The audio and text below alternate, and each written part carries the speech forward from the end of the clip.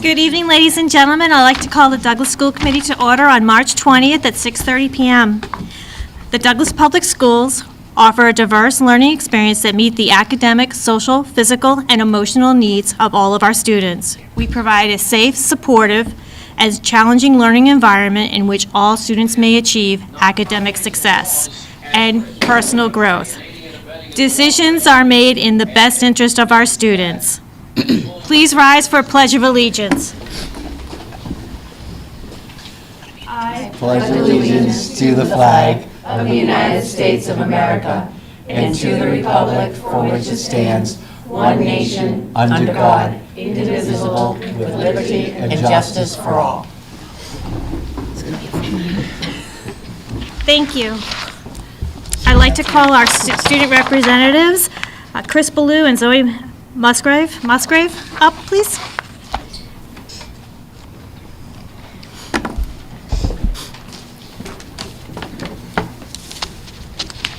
Hello, Douglas School Committee. My name is Zoe Musgrove, and I'm here with Chris Ballou, and we are here representing the Student Council at the middle school. Douglas has been keeping very busy so far in the month of March. Douglas Middle School recently held their annual Winter Olympics run by the Student Council. Many students got to enjoy a day full of fun games, a scavenger hunt, a fun game of Family Feud, and many more team-building activities. The Student Council worked hard to get everyone excited and saw a lot of school spirit. Down in the 6th grade hallway, they've been working hard to prepare for the upcoming MCAS tests. In math, they've been practicing finding the mean, median, and mode of a group of numbers. They have also been learning how to divide fractions and learn how to find their reciprocals. They will have a test on this soon and have been completing worksheets to help them prepare for the upcoming tests.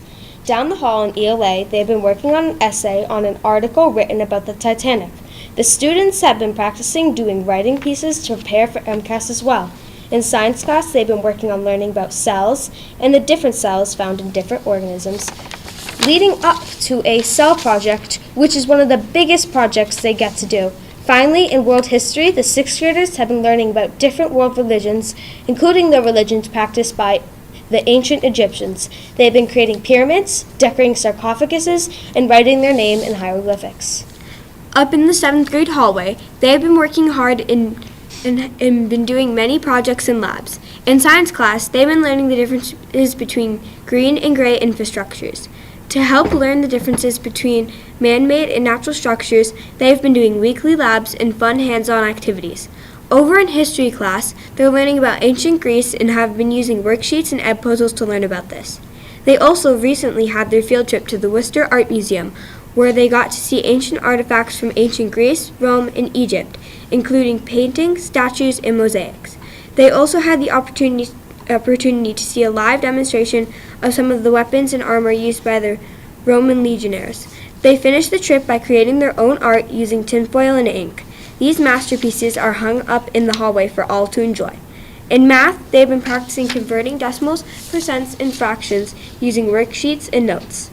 Lastly, in ELA, students have been learning about text structures and have been learning how to write claims for essays. They also have an upcoming vocab quiz soon. In the 8th grade, students have been having lots of fun this past month. They just took a trip to Boston to visit the Edward Kennedy Institute, where they replicated the Senate. Students were given a prompt, learned about the voting process, and debated it in the chamber. Back in the civics classroom, students have been learning about the three branches of government and how they function together. They have been using lots of notes and stations to learn. They will be having a test sometime this week. Across the hall in ELA, students are learning how to write RTL essays using lots of definitive words and strong vocabulary. They are also preparing for the ELA MCAS in a few short weeks. Next, in Spanish, students have just finished their March Madness music competition. This was a bracket competition that students around the world voted in. They are now starting a new project about album covers. Students will pick their favorite song from the competition and recreate an album cover for that song while researching the artist and background of the song. Ms. D'Amelio's honors math class is also very busy. Students have been learning about functions and integers. They just had their unit test this past week. On the other hand, in her pre-algebra class, Students have been learning about interior angles of triangles and completing stations around the room to learn this skill. Lastly, in science, students are just starting their reproduction unit about how humans and animals reproduce and have been using stations to learn about this. Third quarter ends at the end of March, and everyone will be finishing the year strong. The students are also very excited for a new outdoor track season, and many new middle schoolers have signed up this year. They are looking forward to another exciting season with lots of new members of the team. Also, lots of 8th and 7th graders are trying out for baseball and softball this week. Thank you for your time, and we hope you had a good night. You as well. Thank you so much for Thanks for coming coming. in.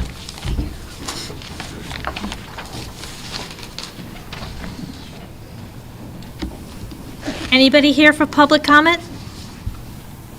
Seeing that there is none, any old business? There isn't. Moving on to new business and the superintendent's report, please. So much, everyone. First on the agenda is the Middle School Junior National Honor Society, something we've started working on. Mr. O'Brien's been working with Stephanie Campbell on doing all the background work to get it up and running. And have Mr. O'Brien come up and just give the committee an overview of where we're at, what we've done, and what our next steps are.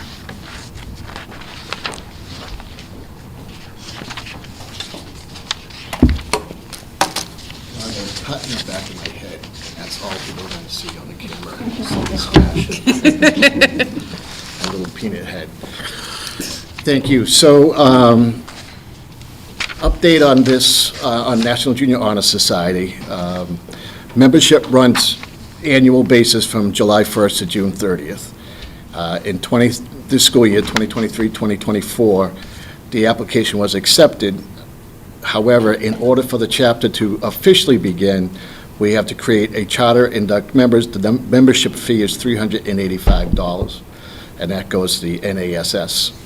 I worked with Mrs. Keegan, and there was some confusion a little bit on to make sure that the vote that was taken in the past was correct when we brought this up last time. It didn't really match, I believe, the intentions of the school committee to keep this organization running. So that's why we're bringing it back today, so we can free those accounts. We looked at what schools in the areas are doing National Junior Honor Society, and plenty of schools in the area are doing it. Ms. Cable has been working. Sometimes with an organization like this, it makes more people upset than happy, because when you have that fine line cut off of who gets to be in the Honor Society and who doesn't, it could create resentment. Much like a high school Hall of Fame, for every person inducted, there's 5 other people that said, I was a better athlete than that person. Why did I get in there? So we want to come up with, Mrs. Campbell, and I appreciate all her help, a very strong rubric where we can go by and make sure that it's clear to everyone going. And if someone doesn't make the Junior Honor Society, we have the data and the information to back it up.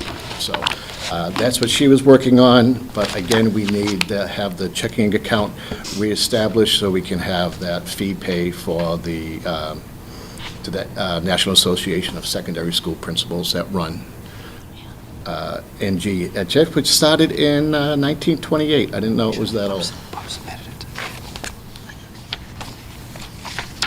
So we'd be looking for a motion. Yeah, so it's actually, so we just need to reestablish, if that's the committee's intent, just reestablish, not the checking account, but just the student activity account itself. Yes. So if you would like me to, I don't believe there's an agenda item summary, so if you'd like me to offer some language, and you can so Absolutely. move, if it's your prerogative, if that's what you choose to do.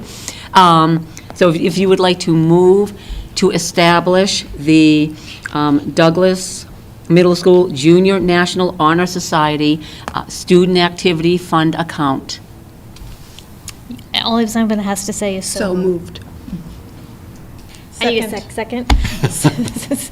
Okay, so all those in favor? Aye. Anyone opposed? Anyone abstaining?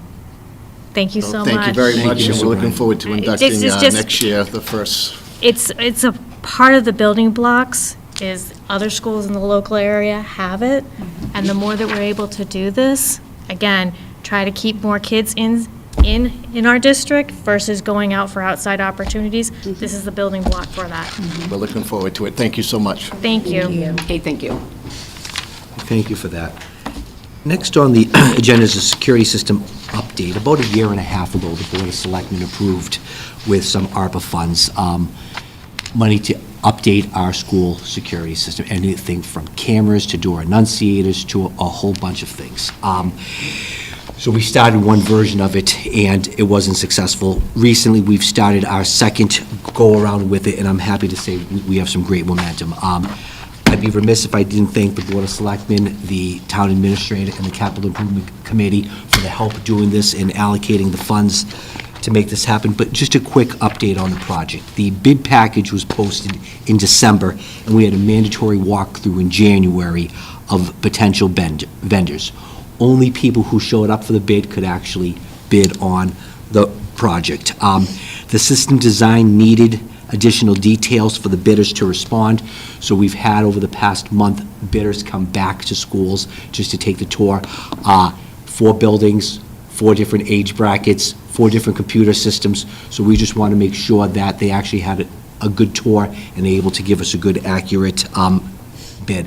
So far, we've had 3 people to come back to look at additional, to look at the project to make sure they can bid correctly. The bid deadline has been extended twice by written amendments sent to all potential bidders. Again, just, we've had to push the timeline out in order to make sure we have good, accurate information. We're looking to open bids on May 10th of this year, with work to be done starting in late June to mid-August. Depending on what the bid amount comes in at, we may hopefully do everything all in once, but depending on the cost, we might be looking at phasing it in over a year or two. So that's where we're at with the project right now. And again, big thank you to Matt Wojcik, who's organizing this. He went out and he's doing the work on it, the Board of Selectmen and the Capital Improvement Committee for allocating the funds for this project. Plus also the input from police department too as well. Police department has been involved in it. Fire's been here too as well. Police have been here, fire's been here. It's a collaborative effort from Yeah. the town side, which we greatly appreciate.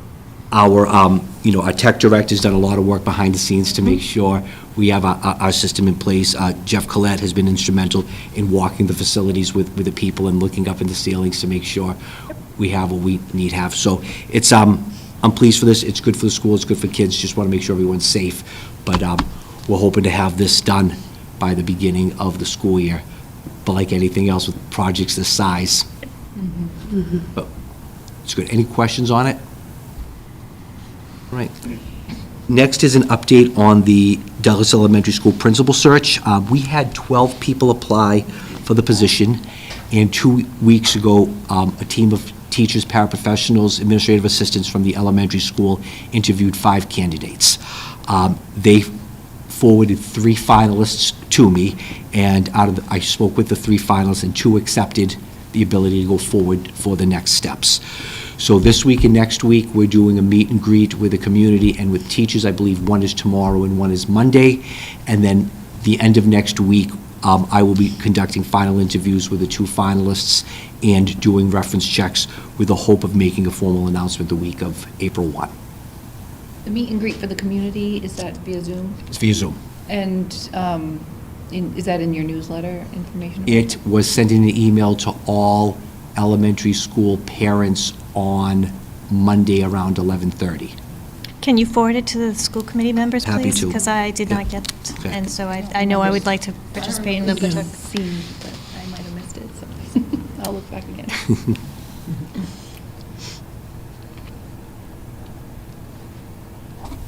I'll be happy to do that. Any questions on the search?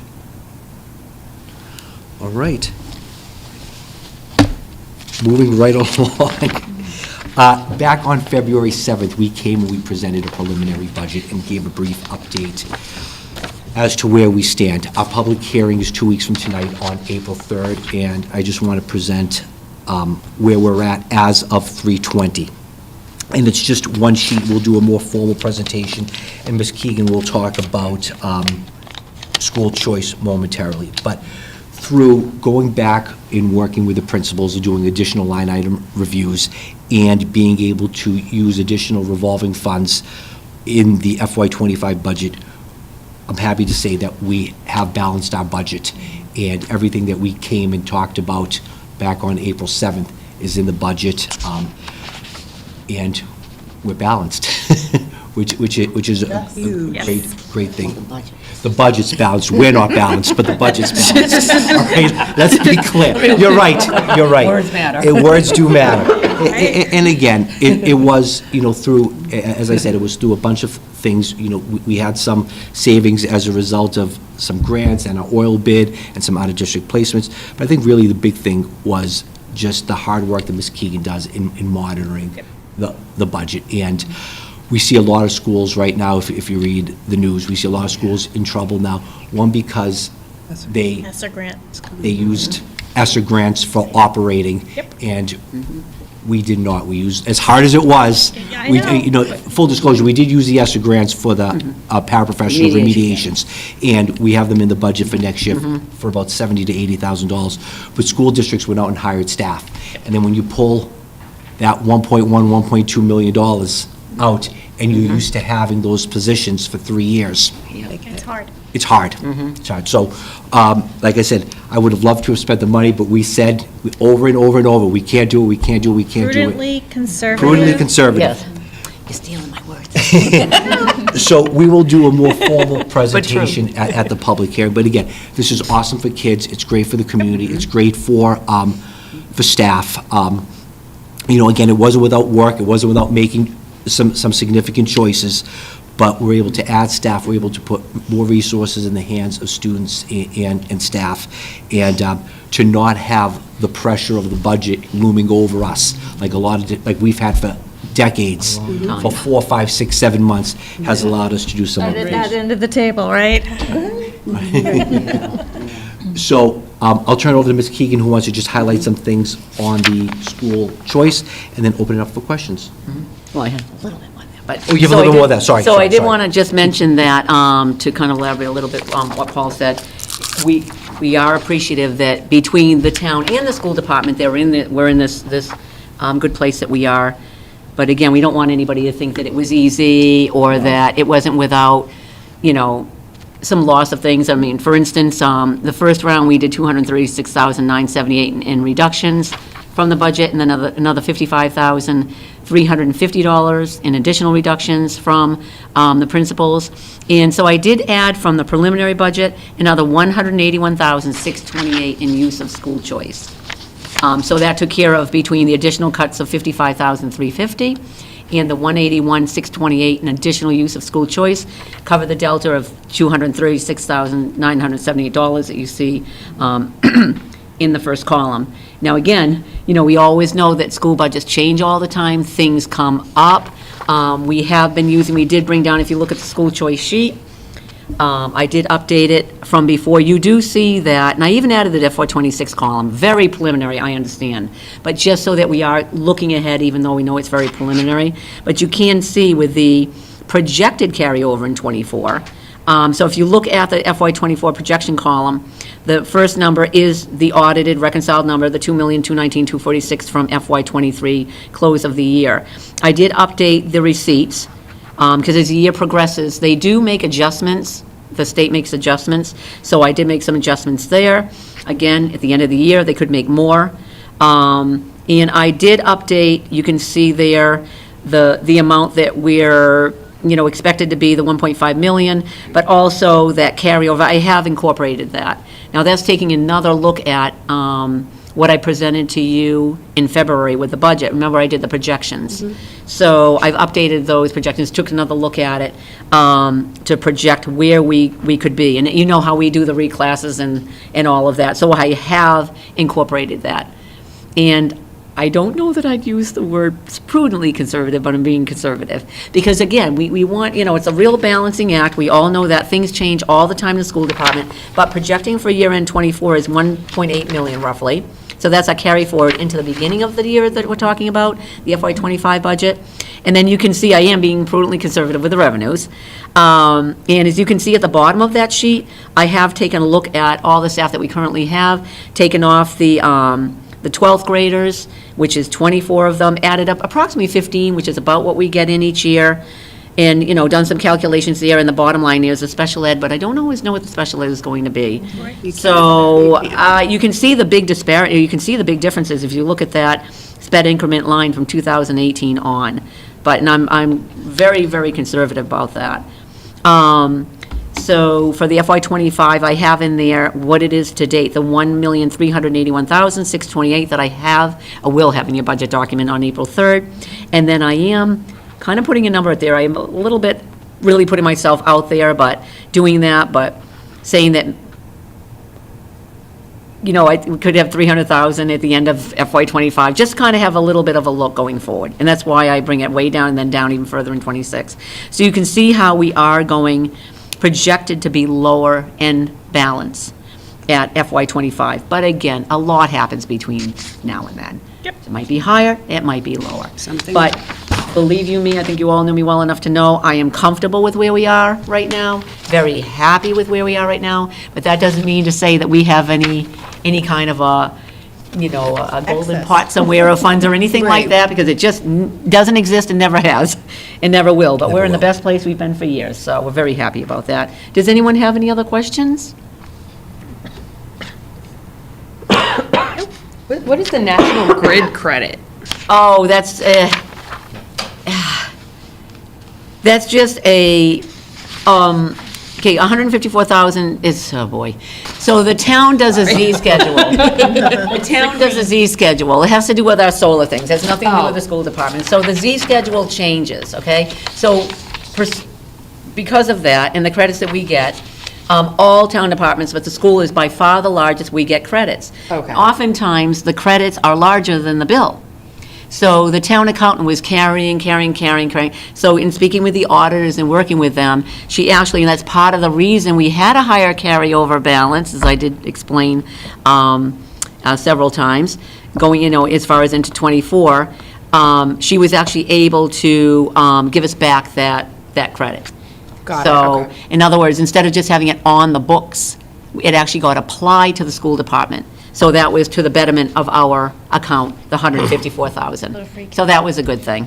So they give it back to us on ours. And it solved a problem for Jean as well, that it was not an easy thing for her to resolve, let me tell you. So we appreciated that. Any other questions? All set? Okay. Okay, thank you. That's all I have for tonight. Moving on to the school committee and subcommittee reports, the accounts payable. So, this one is a little bit different. So it's warrant SC, 36 SCH 24 and MS 2405, warrant date 3/7/2024. There's 10 batches, and I signed numbers 1 through 6 and number 8. And Heather signed number 7. For $56,073.43. But which they're- would- Grand total of Oh. $146,008.54. Thank you. Nothing out. Nothing was out of the ordinary Out of on the- mine. Or on the one that I signed. Thank you. Moving on to the consent agenda, the March 4th, 2024 meeting minutes.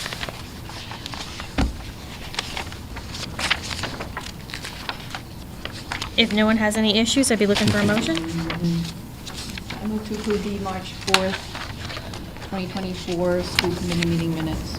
Motion made by Monique, seconded by Meg? Meg. Roll call vote, all in favor? Aye. Anyone opposed? Anyone abstain? Thanks. Moving on to the March 6th meeting minutes.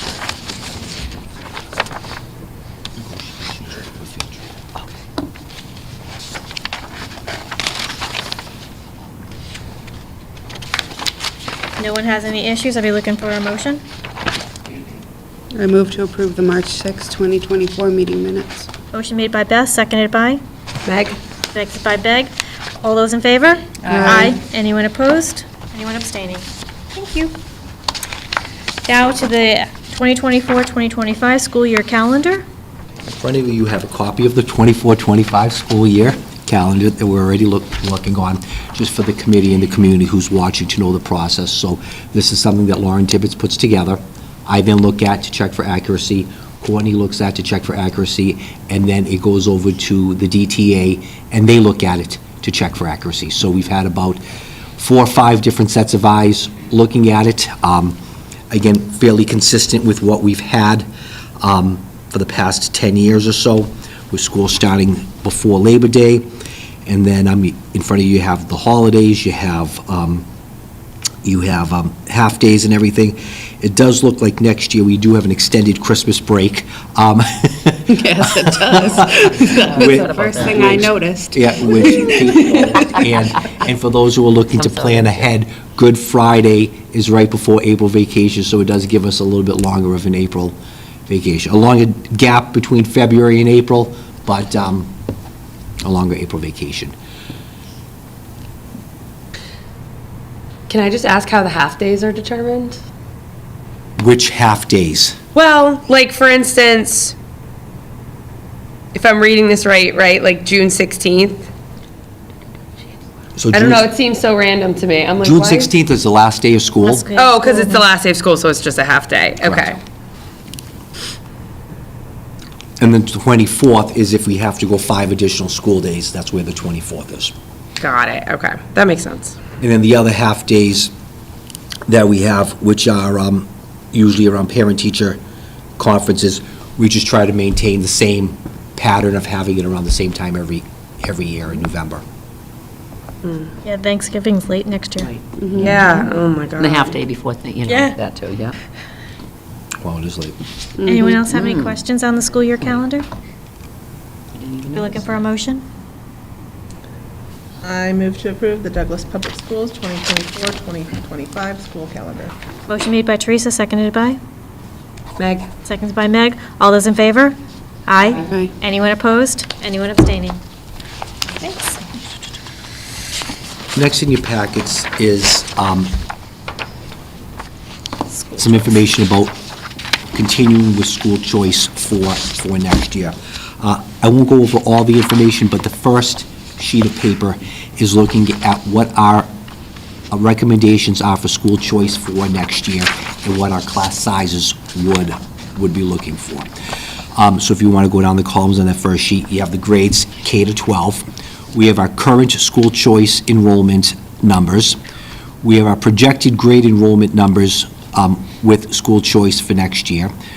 The next section is the number of sections we have with what our class sizes would be for the 24-25 school year with our current school choice students. Second to last column is the recommended school choice participation based on class sizes for grades 3, 5, 6, and 8. We would not be having school choice, but for the other grades, you can see the numbers fluctuating anywhere from 3 to 5 and K to 8, and the high school, being the high school, has the ability to take on more numbers.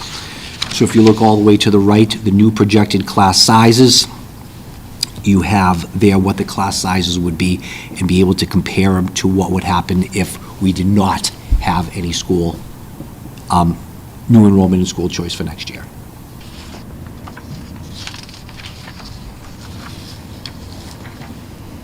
Does anyone have any questions? Hold on, I just need a minute. Yeah, it's a lot. So our incoming fifth graders next year have the highest class size as it stands right now with 26. Correct. Okay. That's 4th to 5th. And are those no, it wasn't our kids, okay. And we closed that last year, too. Right. For school choice. No, it still is. Yeah, I'm just following them, we're trying to follow them, right? Yeah, just making So, sure. There was is it the third graders, when they were a bubble, are they now fourth graders? The 3rd grade bubble class, I believe, is the 6th grade class of this year. If we're talking, there were a couple bubbles. Yes. The big bubble at the elementary school. Current seventh graders are a large class. The current 7th graders, which is why we're having 0 for Yeah. next year. Right. Yep. And the current 5th grade that's the going current into 4th sixth. and 5th graders are larger, and they're up, but, Fourth and fifth, okay, so and then the COVID was last year's 5th, this year's 6th. Okay.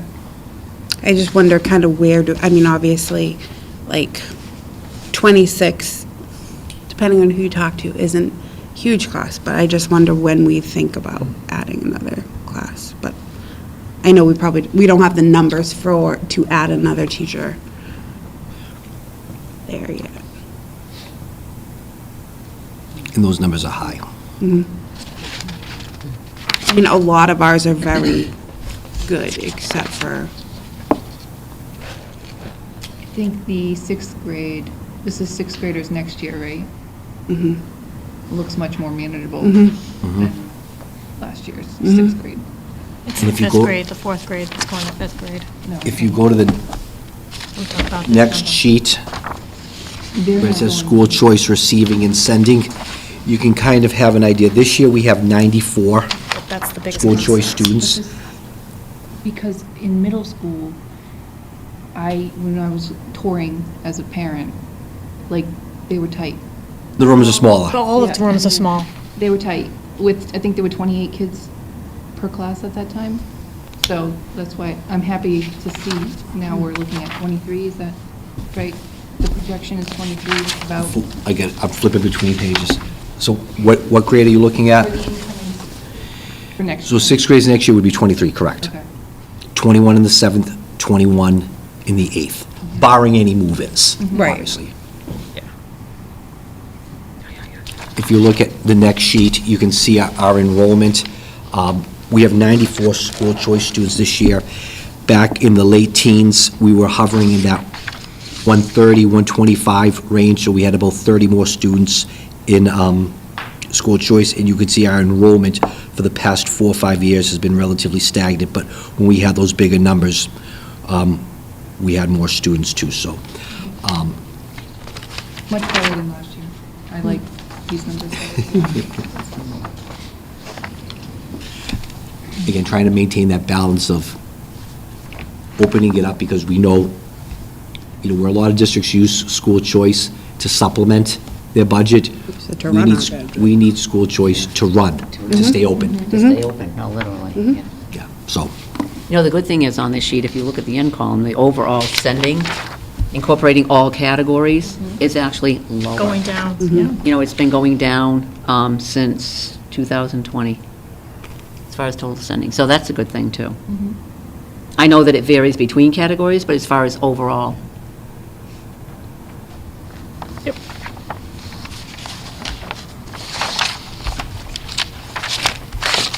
Any other further discussion? If not, I'd be looking for a motion. I move to approve the school choice participation for the 2024-2025 school year. Motion made by Monique, seconded by? Teresa? Second by Teresa. All those in favor? Aye. Aye. Anyone opposed? Anyone abstaining? Thanks. Next is the Douglas Middle School Junior National Honor Society. which you already did. We already I guess we did. already did that one. Yeah. Moving on to the Douglas High School DECA out-of-state overnight field trip.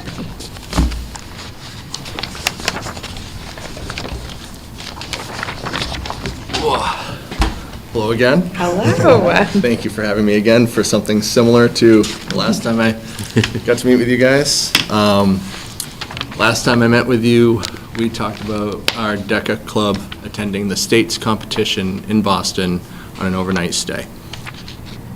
They performed so well at that competition that they have qualified for the international conference. So awesome. Sweet. Wow.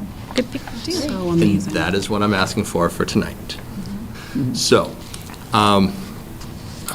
because of their great standing at that DECA competition in Boston, there's a bit of a typo here. It says the top 6 or better in the entire state. It's actually smaller than that. Okay? It's more like the top 2 or 3 in their categories. And they performed incredibly at that competition. So, with the ability to qualify, this has never happened here at Douglas. It's a first, yep. It's a first. It's unprecedented. In all honesty, Mr. Hillman provides them with great guidance. A couple of student leaders, Erin Picanzo and Lily George, they hold a tight ship for DECA, and they get their team ready. They do a phenomenal job taking care of all of what DECA needs. I cannot stress that enough. Their efforts have been noted, appreciated, and they are praised in my eyes. So the conference itself is in Anaheim, California. Okay, it covers the dates of Saturday, April 27th through Wednesday, May 1st. Students would need to be at the conference in Anaheim by 4:30 p.m. on April 27th. This is obviously highly dependent on fundraising activities, as things like this, because they are rare, are not typically budgeted in the normal high school budget. So I will say this, the students at this time have been fundraising, and they have been working really hard to try to get this to happen. I want to say they're already at or around $5,000 in fundraising in some way, shape, or form, and they have a desire, and I can't fault them for wanting Absolutely. to go So to this. these are the students, like, this is what we want. The way DECA works is the state chapter, they're all done by chapters, okay? We are part of the Worcester District, District 7, if you will, and each state gets a spot in Anaheim. They get their own hotel, they get their own this, that. So at the hotel that the state has already secured, that is where the students would stay. That hotel is the Embassy Suites at Anaheim South. So it's nice that the state chapter does that for the entire state, because now if there are students that they've met from neighboring districts or wherever, through whatever avenues, because the DECA Club does network quite a bit. That's, I mean, it's the business club.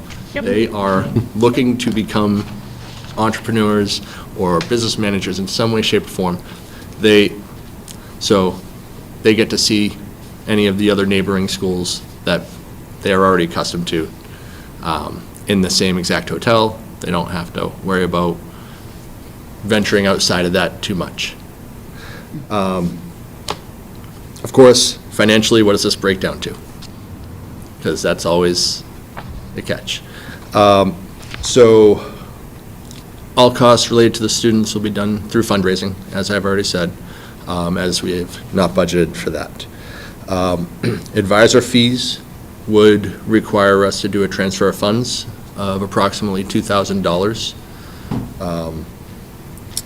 Of course, that's under a preview of what costs would be for travel, okay? As we know, they can't drive there. So. Could be a long time. It would take them a little while to get there. Although when the students presented this to me in my office, they all said, "We'll drive if we have to. We'll drive if we have to." And I said, "We're not going to drive to Anaheim." But their passion was definitely noted. So the advisor fees would require a transfer of approximately $2,000 from our general fund to a professional travel and conferences budget line. Of course, again, this is dependent on the cost of a round-trip flight. At the time I wrote this, the estimation of a round-trip flight was about $420 to $423 per person. Registration fees and hotel fees are stagnant, so they don't change. So I'm not concerned necessarily with that adjustment, but the flight does change. Any questions? I said a lot. Great opportunity. First, congratulations. Yeah, that's What amazing. a great effort, and congratulations. We would to the love team. to, when they come back after they win, for them to come and present to us. I think Made a it's, note. Oh, yeah, that would be great. Yeah. That would be it's great. just another, That you would know, be Yeah. fantastic. huge accolade, so. So I'll anticipate maybe the May 6th meeting, I believe it is? Maybe? Sure. May 1st. May 1st? Yes. Oh, no, that won't be that. Oh, that's when they'll be returning. So I will bring them in jet lag. So it won't be that one. Yeah, it won't be that one. This will be part of their payment. May 15th. May 15th. Maybe you'll have an update for us on May 1st as to how they did. Yes. But yes, I hope that this all comes to fruition and we can actually A lot of hard work, happen for all but of them. it's all good. So I'd be looking for a motion. I move to approve the permission for 4 qualified students in the DECA Club to attend the International Career Development Conference from April 27th through May 1st, 2024 in Anaheim, California. Motion made by Monique, seconded by? Meg? Seconded by Meg. All those in favor? Aye. Anyone opposed? Anyone abstaining? Thank you so much, and wishing the best of luck from all of us. Greatly appreciated. Thank you so much. Next is the DPS disposal of the old cafeteria tables that have no value. Yeah. So we've had, we did get some tables, actually a couple, geez, I years think it's ago. been 2 years now. Yeah, 2 years. From BVT. Yep. And these are at least 30 years old. And they were in the building for a while, taking up space. Actually, it was dangerous to have them piled up around in the building. So we had to move them outside. That's not great either because, so we need to get them disposed of. So off our property. So that's basically it. I mean, they're obsolete, have no value at all, so that's why we had to get them replaced. And we've had them on the capital, our capital plan, for a number of years, but we really needed to get new, so BVT had some they got new ones, and theirs weren't as old as ours, so we got some from BVT. So have we gotten rid of cafeteria tables recently? Like in recent years? Or this is the first? Not that I can We- think of, We no. voted to take BBTs, like, get Yes. those, so we didn't Oh, vote to okay. Yeah. So dispose that, these the ones. disposal of the old ones was Yeah. part of that vote? No. No, I mean, if we need to get rid of them, we need to get rid of them. This doesn't seem like we need a lot of discussion on it. yeah. No, absolutely not. I was just curious about whether or not the things that we have voted on disposing, they are long gone, right? They're Oh, long God, yeah, gone. yeah. Yes. These have been outside in the back of the building for a while. Okay.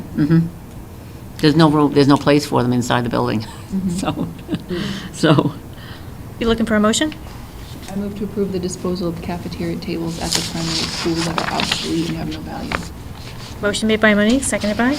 Meg? Seconded by Meg. All those in favor? Aye. Anyone opposed? Anyone abstain? Thanks. Moving on to the school business and operations manager's report.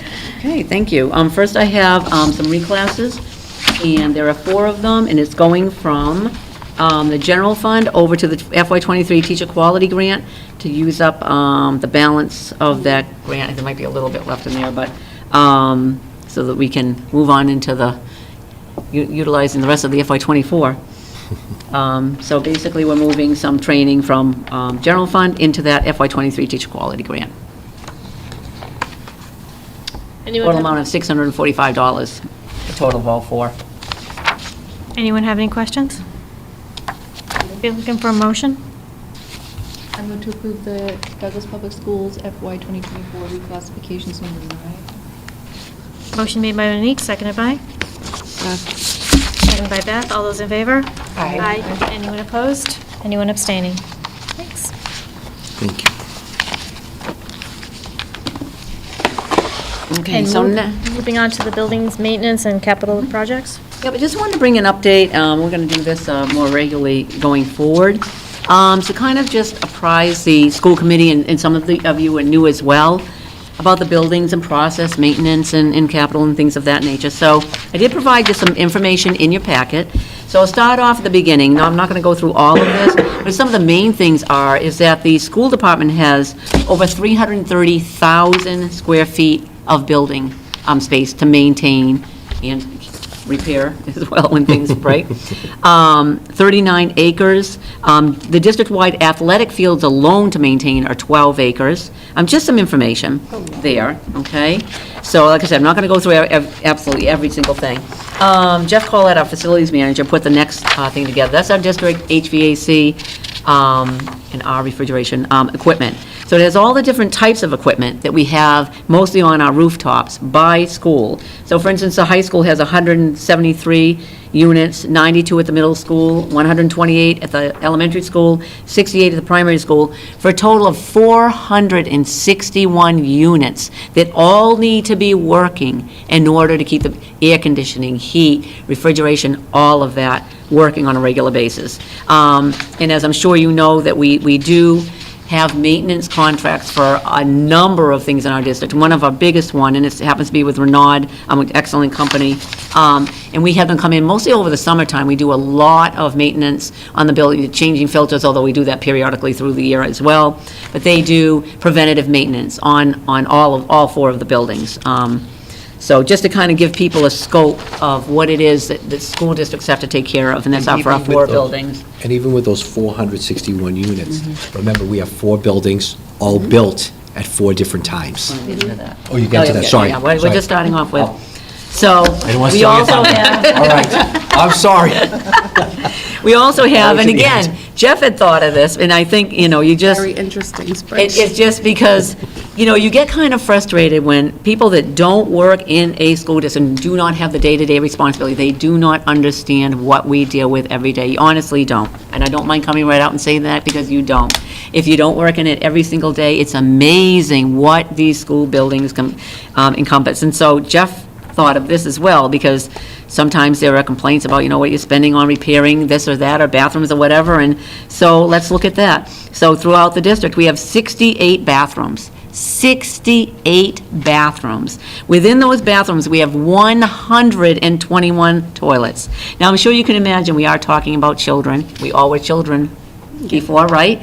Sometimes children do things, they flush things that we don't want them flushing down toilets, especially at a high school. That happens in every single school district across the United States. You have to deal with it. You have to fix the plumbing issue. It's the way it is. And of course, administration does try to mitigate that and do what they can, but you can't prevent it. You cannot follow kids into the bathroom stall.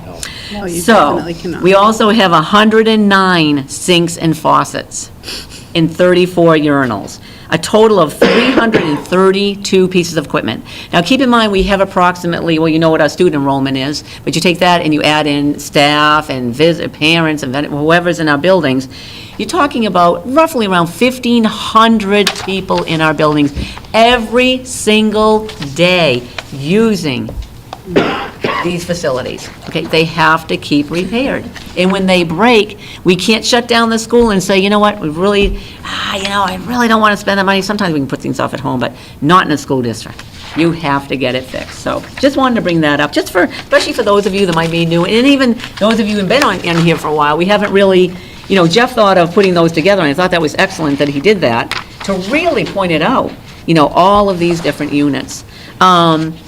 So after that, I did provide to you the last, for the FY 19-20, 21-22, our 5-year capital plan, just a summary. Just, look, I'm not going to go through it in depth, but I do want to highlight that, if you look at it, especially, later on, if you have the opportunity to really look at it in depth, there are a number of projects that have been out there in a number of years. And one of the main things that I do want to bring up is that the primary school is 45 years old. Yep. It's amazing, but it's knock on wood, we're doing pretty good. The high school, believe it or not, over 20 years old. It seems like it wasn't that long ago. And especially since I've been here for 12 years, I cannot believe that the elementary school and the rehab on the middle school, which used to be the intermediate, is 10 years old. Where did that time go? So time does go by. So we are particularly concerned with the primary school, given its age, 45 years old. There has been some work done on it, and I will get to that in a little bit. But for the most part, the building has remained as it's been for many years. So let's see. Can I ask a quick question? So how can we tell from this that, I know you have the original year that it was requested. If it has been done, where do we see that? Under? Oh, no, I'll We can get check it off to the that. list. I'm going to go through what we have, everything here. I'm just giving you some information for you to even take and you can look at afterwards. So this is just what we submitted over the years, just to give you a flavor of over the past number of years, just kind of the types of things that have been submitted. So, let's see, yep, I'm going to be getting down towards that. So, Like I see iPad replacements, like is that what we're talking about doing this year? Which wait a minute. sheet? Okay, so these are just to show you past, just to get an idea of what's been submitted over the years. Okay, that's all. Now, if you look down at the last one, I didn't get a chance to go through all of them yet, but when you get down to the last sheet, I have crossed off some that were taken off the list, like the middle school bleacher repairs, we took care of that. The high school bleacher repairs, we took care of that. The softball, we took care of that. We also, through grants, we did replace the obsolete teacher PCs and MacBooks. And then I have some other documents that I will be getting to as we go through, of other things that we've done as well.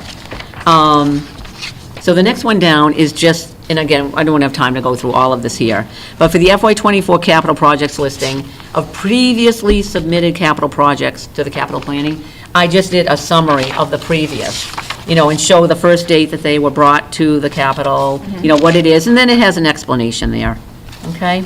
I did bold a couple of things, like on the first one, first page there, the tractor replacement. For some reason, we had submitted it since 2016 for a number of years, and nobody seems to know why. It was just taken off. It just was taken off. But we were able to take care of it through a grant this year, though. So that's off the list. So this is, Okay. this is the list of things still outstanding, Yep, Part of it. as of this year. because I like to check things off the list.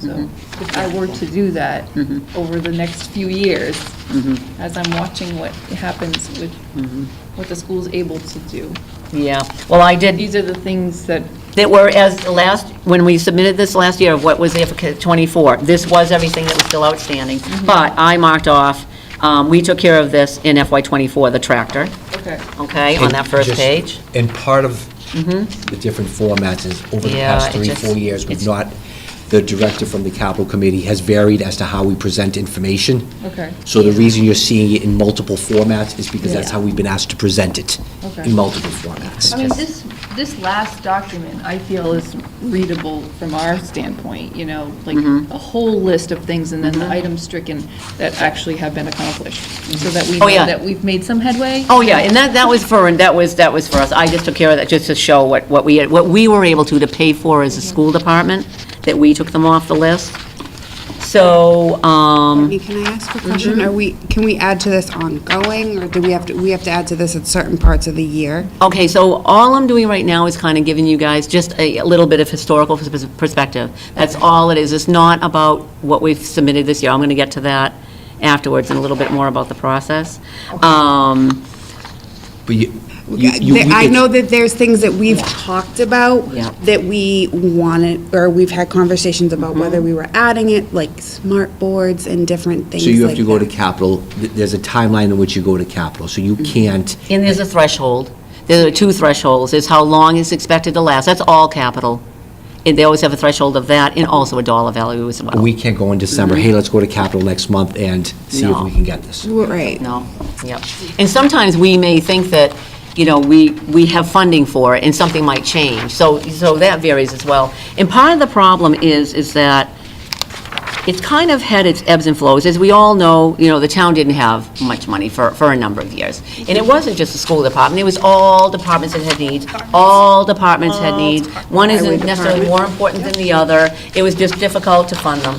But now we're finally getting to a place, kind of like our FY25 budget, where the town has, through things coming online with economic development and other things, where they're able to think of things more prospectively and try to plan accordingly, going forward. I mean, it just was what it was. Wasn't just the school department, in the past. Now, I do have a listing of what we were able to cover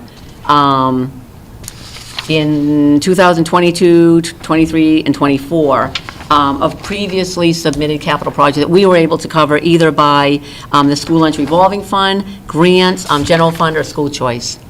And that's on a separate spreadsheet as well, just to kind of show that we've made our effort, too, to cover as much as we could. like this year, it was a tractor, because we really, really needed that. We just had to have that tractor, and it was on there since 2016, so it's on there for 8 years, but we did finally, and we were able to take care of that.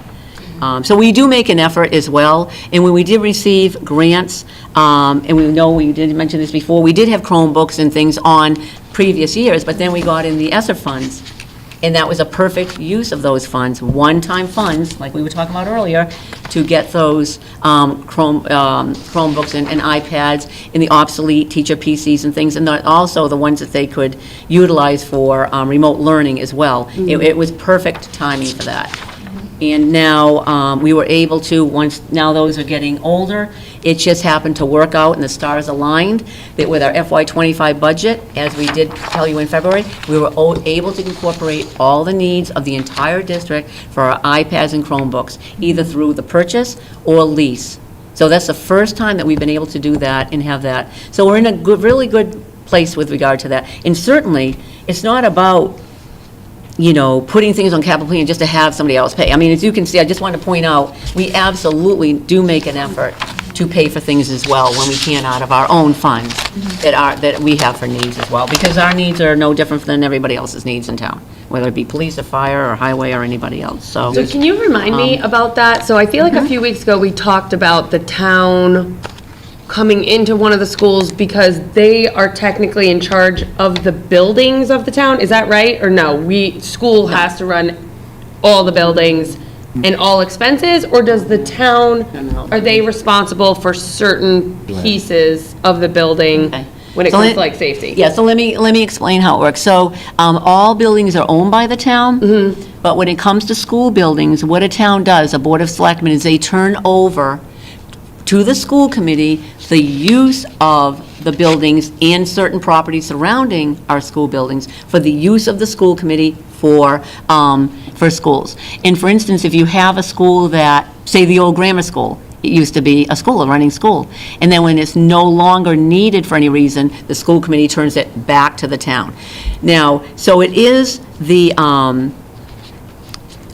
responsibility of the school department to maintain the buildings. Okay, to the extent that we can. Okay, now, if something large breaks or a roof or whatever, that's when the town and school would work together, either through a capital project, or sometimes there's a possibility of MSBA, Mass School Building Authority, through a repairs program or a school project. But again, that can only come into play with the school department, working with the town, just like we built our elementary school and then rehabbed our former intermediate school. That was a school building, we didn't change the envelope of that building, it's just that it had some huge repairs to it. And that was a school project that had to be voted on by the entire town, but with the support of the school committee, superintendent would bring that to the town, the Board of Selectmen votes to put a warrant article before town meeting, the town meeting so votes, and then you move forward through the process. And with those, that was through MSBA, you get reimbursement back to the town. So it is a little bit, so we do maintain our buildings, like I was talking about earlier, as far as preventative maintenance, which we do yearly, always. In fact, we spend, in our FY25 budget, we have, here it is. We have, just for building maintenance and repairs, budgeted $361,114. Last year, we spent, because again, repairs can change things, we spent $393,269. That's only for repairs and maintenance of our buildings. That doesn't include utilities, grounds, building security, equipment, custodial, none of that at all. So as far as, I don't know, not knowing really. I guess I was thinking of the roof thing that happened. That's what I thought of. I thought, did the town come in and look at I think it was the elementary school? No. That wasn't the town at all. It wasn't That the was town. Maya, the town's insurance company. That was because we had 2 insurance claims, torrential rain. And so anytime that happens, they have to come out and they'll be providing a report on the roofs. That's what we were talking about. Okay, now I know what you're saying. Yeah, that's what. Yeah. So the town's Yeah. work to put funds in capital. I think in the past couple of years, it's been around $1 million is what they've allocated for capital. And as we know, we're one department of the town, and that has to be spread out. So obviously, we can't put everything in all of our needs because the list, Well- we would go, we go well through that list. So what we try to do is we try to put our most pressing things that we need on the list for capital to fund. Some of it we can do, some of it, we need the capital help from. But what you have in front of you is just a running list of everything that we've submitted to the town, I think probably going back about 7, 8 years.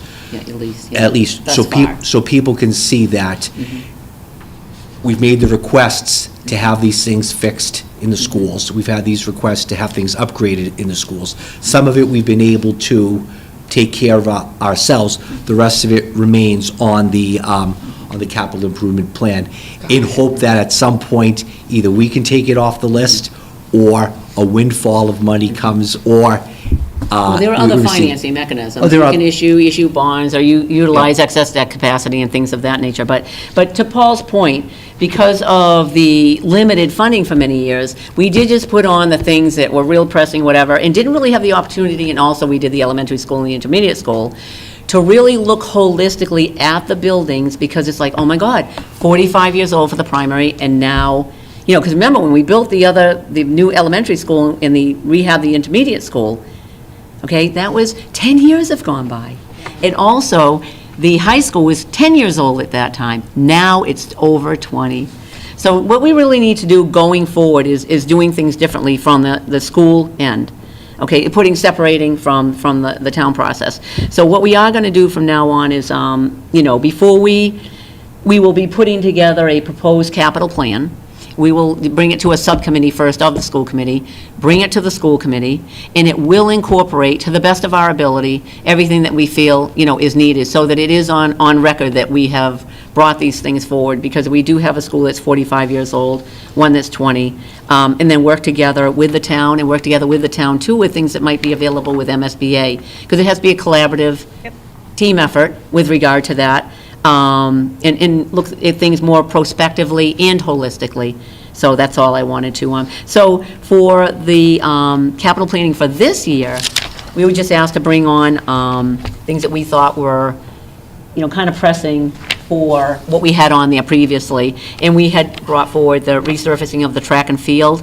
The maintenance recommendations on that for a real huge maintenance is 4 to 7 years. We're now at year 11.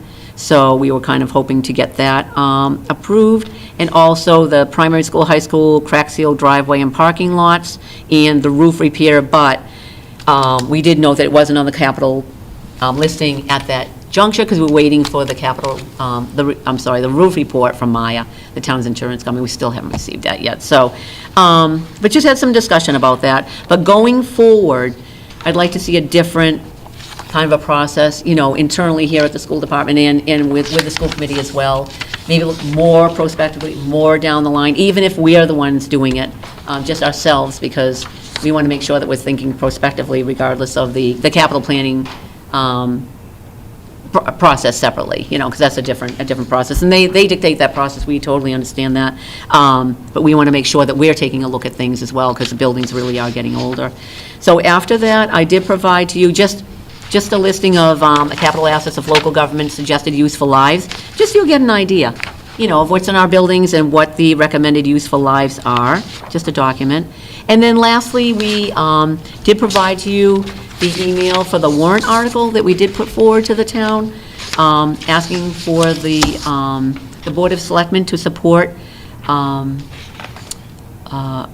district-wide facility study to provide a comprehensive assessment and report of all our school buildings, facilities, and create a master plan for improvements based on relative need and cost effectiveness. So that's kind of what we thought would be a good holistic, a good thing for us to do with buildings that old, and also with the other ones, 10 years now.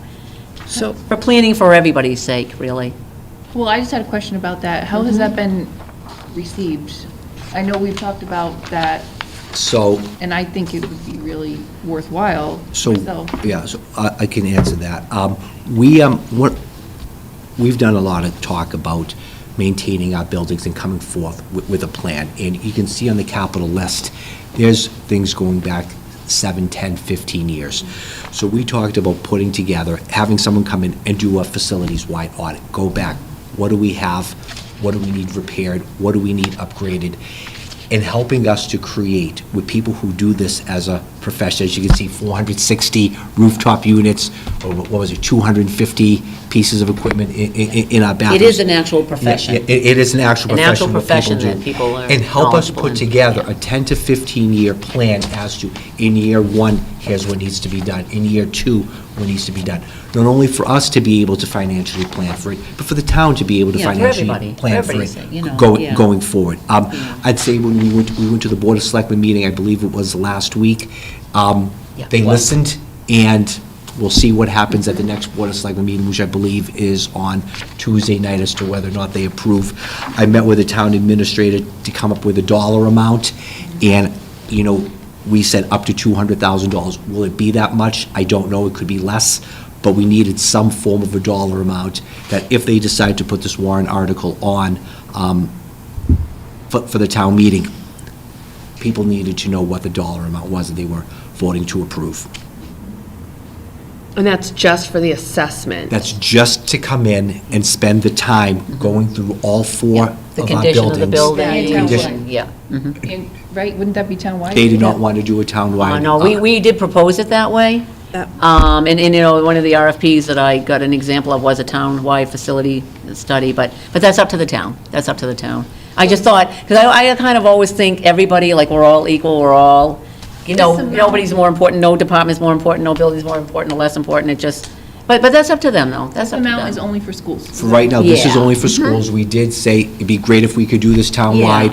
When we go to the Board of Selectmen meeting, if they want to suggest changing the language to townwide. Put that in my email. We yeah. could, we could absolutely do that, but right Oh, now, yeah. the proposal as the writing is for the schools. I think it would be great for planning for the entire town to be able to do that, but If we had to fix 7,000 toilets in the entire town, it would make sense to do it at once, so that it would cost us less. Correct. So that's kind of the idea of correct. And again, doing a full audit, if you have someone come in, you can plan to work on all four buildings.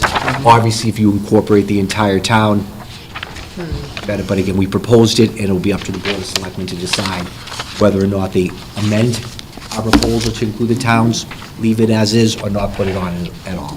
And some of like the efficiency stuff, if we did it as a town, Correct. it would drop everybody's costs down. Like if we, yeah. And the other thing is, as far as getting, you know, because part of that, too, is understanding what the cost would be, because you can't do any planning for financing, whether you're going to issue bonds, or use excess debt capacity, or one-time funds, or whatever the funding mechanism is. You know, prices have changed, especially since COVID, so much. And when you originally propose something and you get, you know, we'd often get quotes, and back in the day, it was a lot easier to get quotes. But then again, it goes up and up and up and up and up. So whether you want to get a quote or you're estimating, either way, by the time you get to when you can do it, when it's approved, it could be vastly different. It's really difficult these days because things do change a lot. And you'll see that actually in some of the townside projects, not just ours, where they needed to get, you know, additional funds because it's nobody's fault, nobody did anything wrong. It's just the cost has changed. By the time our processes can take some time, and by the time you get there, it's like, oh my goodness. And then you gotta go back and get more funding, but it's the nature of the beast, you I know? know, my electric So- bill changes every month. So. Yeah, so, but, you know, you know, going forward, we'll make this be part of a regular, yearly, annual, and discussing that. Does anyone have any other questions?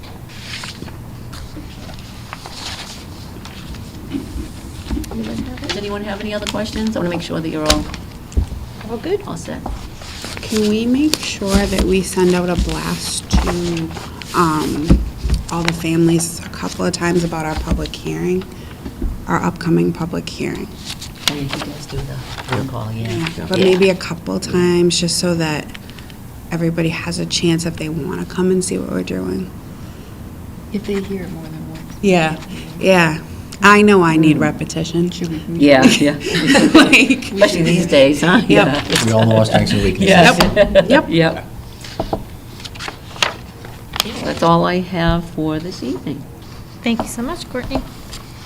Any topics not anticipated? The only thing I wanted to clarify, I don't know if it was clear in my vote, was that I did vote yay to approving the Okay. schools. I was kind of slow in my response. School calendar, so yes, for the purpose of recording it, I do approve it. Thank you. That's it. So for next school committee meeting on April 3rd, we need to do an executive session. Correct. Are we going to do it before or after? But after, because it could go long. Okay. Unless we can plan, unless you can come in. That's why I'm asking the question. So we have, one of the purposes of, we're in the process of negotiating 3 contracts. Our cafeteria, our custodian, and DESPA. I'd like to update the committee as to where we are with those. I'm guessing it could take probably half hour to an hour to do. Happy to do it before an hour. So if we normally start at 6:30, if the committee could be here at 5:30, we could do it before. If that's too early, then I can Zoom at 6 for an executive session. okay, Otherwise, I am not okay, available for an executive session Okay. before then, So we'll do it afterwards? or after. do it after, yeah. Afterwards? We'll need more than half hour. Yeah. That, it's going to be, that. So April 3rd is going to be a long meeting, just to give you, because we have superintendent's evaluation. He's going to present, so, And it's a public hearing. yep. Which is fine, so And everybody. that's the public hearing? The 3rd is the public hearing. I'm presenting my goals and my presentation on, Is that going to be like at the same time? What time is the public hearing at? 6:30, school committee, so that'll be the first thing we do. Yeah. Then I'll roll into my report, which includes my goals and my presentation for that, whatever else is on the agenda, which is back in my office, and then the executive session at the end. Is it going to be up here, or is it going to be in? Here. So, but it won't be in the auditorium? Okay, it'll just be up here, okay. Correct. Yeah. Really, I you're don't, thinking that I'm not we- sensing we're going to get. No, Okay. for some reason, I remember, We've had it in the auditorium. Yeah, It's Yeah. it's been on the years when it's been work cuts. Very, very contentious. Yes. and So When it's constant, contentious, right. you move it to the okay. Right. upstairs. Right. But we'll get extra chairs, and we'll make everybody comfy if we get this room full. Yeah, 52 usually. person capacity. Found out a couple weeks ago. Yeah. Yeah. Yeah, yeah. So everybody's all set with that, so we'll do an executive session at the end on April 3rd. Okay. Awesome. And then the following one is May 1st. So if no one else has any seconds, I'd be looking for a motion to adjourn. I move to adjourn the Douglas School Committee meeting on March 20th, 2024 at 7:42 PM. Motion made by Monique, seconded by? Teresa? Seconded by Teresa. All those in favor?